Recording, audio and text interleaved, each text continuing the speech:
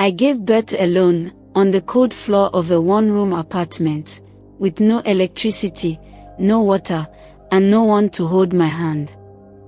I was 18. And I still didn't know how to explain to the world that a man of God had destroyed me. My name is Chinelo. I grew up in a very religious family in Imo State, Nigeria. My father was a carpenter and a church elder. My mother was a food vendor and the leader of the church prayer group. Church was everything to us. It was where we prayed, socialized, cried, and even did business. Our pastor was a man called Pastor Gideon. People came from other towns just to hear him preach. They called him Daddy. He said he was called by fire. He shouted during prayers, laid hands on women until they fainted, and always talked about destinies being attacked. At 16, I joined the church choir. I didn't wear makeup. I didn't go out. I was the quiet one. Always early. Always obedient. I remember the day he noticed me. It was after midweek service. He told me I had an angelic presence. Then he started calling me after rehearsals for private prayers in his office. At first, he just laid hands on me and spoke in tongues. But one night, everything changed. He locked the office door. Told me to kneel. He said God wanted to reveal deep mysteries to me. Before I knew what was happening, he touched me. Whispered things like, "Don't be afraid," and "This is between you and the Holy Spirit." I froze. I couldn't move. I couldn't speak. I just closed my eyes and let it happen. Afterwards, he gave me 1,000 Nigerian nairas and more drink. Told me to go straight home and never tell anyone. It happened again the following week. And then again. The third time, I told him I didn't want to come anymore. He looked me in the eye and said, "Be careful, Chinelo. Rebellion has consequences." I stopped going. A few weeks later, I started vomiting. At first, I thought it was malaria. But I missed my period. Then I missed the next one. I confided in my friend, Ebra. She bought me a pregnancy test. I took it in the market public toilet. 2 lines. Positive. I felt like the ground should open and swallow me. I went home and sat in silence until evening. I didn't eat. I didn't speak. Eventually, my mother noticed the changes and dragged me to the local nurse. The test confirmed it. I was pregnant. Almost 3 months gone. That night, my father didn't speak. He just sat outside, sharpening his knife. The next morning, they asked me who was responsible. I said, quietly, "Pastor Gideon." The silence was worse than the beating. My father got up and said, "You're mad." My mother said I was possessed.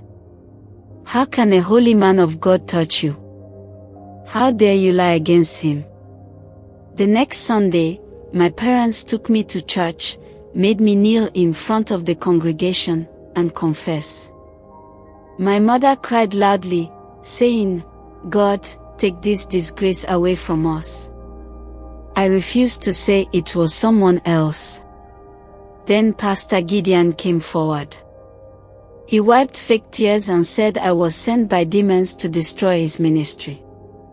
He said I had loose character and was trying to bring shame to the altar. People clapped for him. Nobody believed me. That evening, my father told me to pack my things and leave.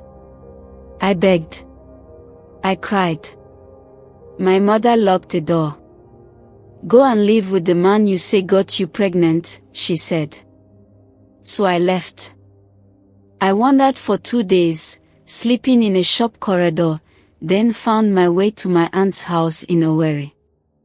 She allowed me to stay, but made it clear I was the mistake. She gave me cold food, mocked me in front of her children, and told people I was a church rat who opened her legs.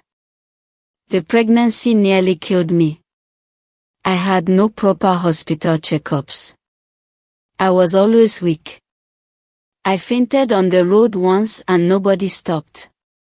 I bled at 6 months but survived.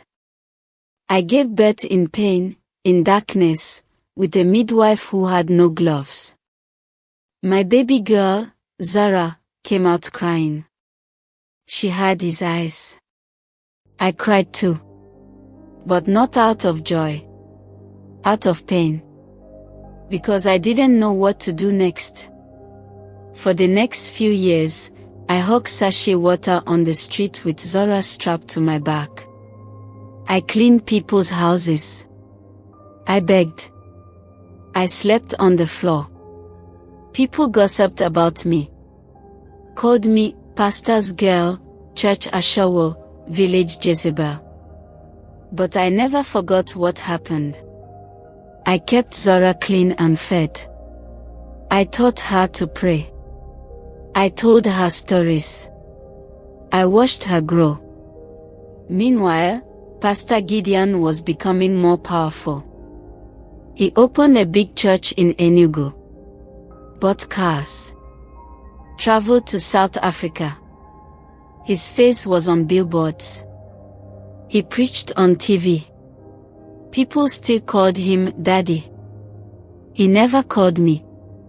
Never sent a message. Nothing. Then, everything changed. It started with a girl named Blessing. She was 14. She recorded him. His voice. His hands. His fake tongues. The same things he said to me.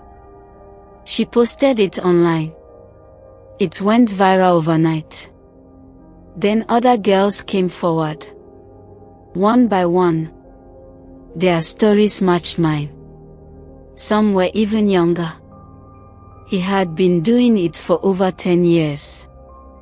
Now, people started believing. NGOs got involved. News reporters. Women's rights lawyers. The church board suspended him. His wife left. Sponsors pulled funding. Finally, he was arrested. I watched the news in disbelief. I cried. Not because he was in handcuffs, but because I finally felt seen. 3 weeks later, someone knocked on my door. It was him. Pastor Gideon. But he looked different. Tired. Old. Scared. He removed his cap and knelt before me. "I came to ask for forgiveness," he said. I stood frozen. "You broke me," I said. "You made the world hate me." "I know," he said. "I know." Zara came out from behind the curtain. She looked just like him. I told him, "I forgive you. But don't think that means you're free." He wept. Then left. A week later, he was rearrested. New charges. Multiple victims. Strong evidence. He was finally going to prison. 3 months after that, while selling soft drinks at a bus stop, a woman approached me. Her name was Mrs. Remy. She said she saw my story on Facebook. She gave me her card and said she wanted to help. I thought it was a scam. But she came back. She paid for Zora's school. Rented a small apartment for me. Got me a job at her cousin's minimart. She treated me like a human being. Like I mattered. She changed our lives. Today, Zara is 6. She reads well. She prays every morning. She wants to be a doctor. I now earn money, not just to survive, but to plan. I still have scars. I still have nightmares. But I smile more now. I walk with my head high. Because the pastor who tried to ruin me now sleeps in a prison cell. And the girl they called shameless is the one who survived. Not just for herself, but for every girl who couldn't speak.